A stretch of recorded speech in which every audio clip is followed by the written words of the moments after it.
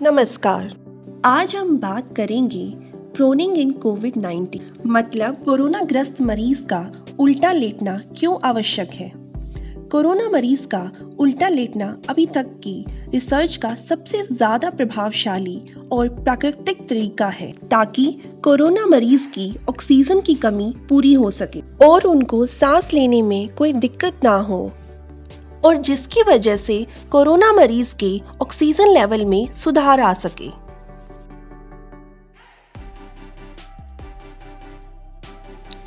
सामान्य स्थिति में सांस लेने पर ऑक्सीजन सीधे हमारे फेफड़ों में जाती है और वहां से ऑक्सीजन और कार्बन डाइऑक्साइड का आदान प्रदान होता है रक्त के द्वारा। इस प्रक्रिया में ऑक्सीजन रक्त में चली जाती है और कार्बन डाइऑक्साइड बाहर निकल जाती है और यही रक्त हमारे पूरे शरीर को ऑक्सीजन पहुंचाता है। जब कोरोना का वायरस हमारे शरीर में प्रवेश करता है तो यह वायरस सीधे हमारे फेफड़ों में पहुंचकर वहां की गुब्बारे जैसी छोटी छोटी श्वासिका में सूजन कर देता है और श्वासिका में सूजन के कारण फेफड़ों में पानी भर जाता है। यह पानी फेफड़ों के निचले स्तर पर इकट्ठा हो जाता है जिसके लक्षण हैं सांस लेने में कठिनाई, फेफड़ों का भारीपन होना और ऑक्सीजन की कमी होना। अब हम देखेंगे कि सीधा लेटने पर कोविड मरीज के फेफड़ों पर क्या प्रभाव पड़ता है। जब कोरोना से ग्रस्त मरीज सीधा लेटता है तो उसके फेफड़ों में भरे पानी के दबाव के कारण फेफड़ों के अंदर की गुब्बारे जैसी छोटी छोटी श्वासिका को फैलने के लिए पर्याप्त स्थान नहीं मिल पाता है, जिसके कारण इस परिस्थिति में मरीज को सांस लेने में दिक्कत होने के कारण उनका ऑक्सीजन लेवल 94% से कम हो जाता है। अब हम देखेंगे उल्टा लेटने पर कोविड मरीज के फेफड़ों पर क्या प्रभाव पड़ता है।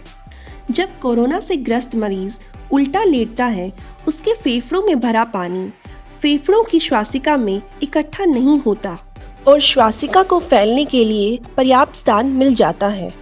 इस स्थिति में मरीज जब सांस लेता है तो वह सांस सामान्य तरीके से फेफड़ों में पहुंचती है और मरीज की ऑक्सीजन लेवल 94% से बढ़ जाती है। अब जानिए प्रोनिंग क्या है।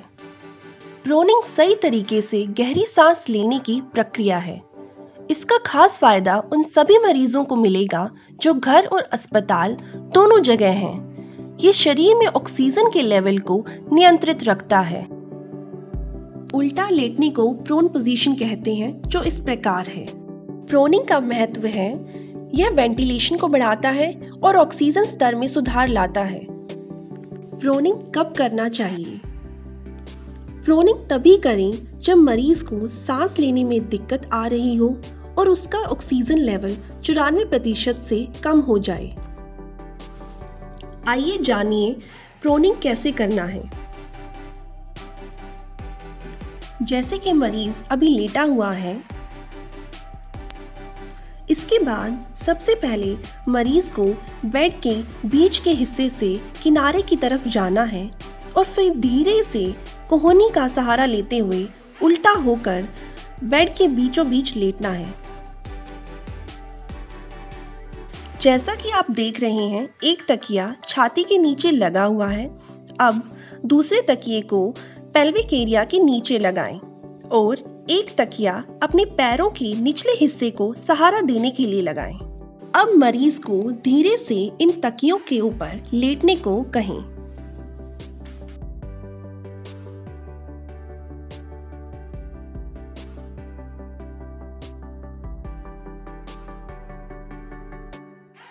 इसके बाद यह जरूर सुनिश्चित करें कि आपके पेट पर दबाव तो नहीं पड़ रहा है। जैसा कि आप देख रहे हैं, अब थोड़े थोड़े समय पर आप अपने हाथों की स्थिति को बदल सकते हैं। इस पोजीशन को आप कम से कम 2 घंटे रखिए और ज्यादा से ज्यादा 16 घंटे तक रख सकते हैं, जिससे आपके ऑक्सीजन लेवल में धीरे धीरे सुधार आएगा।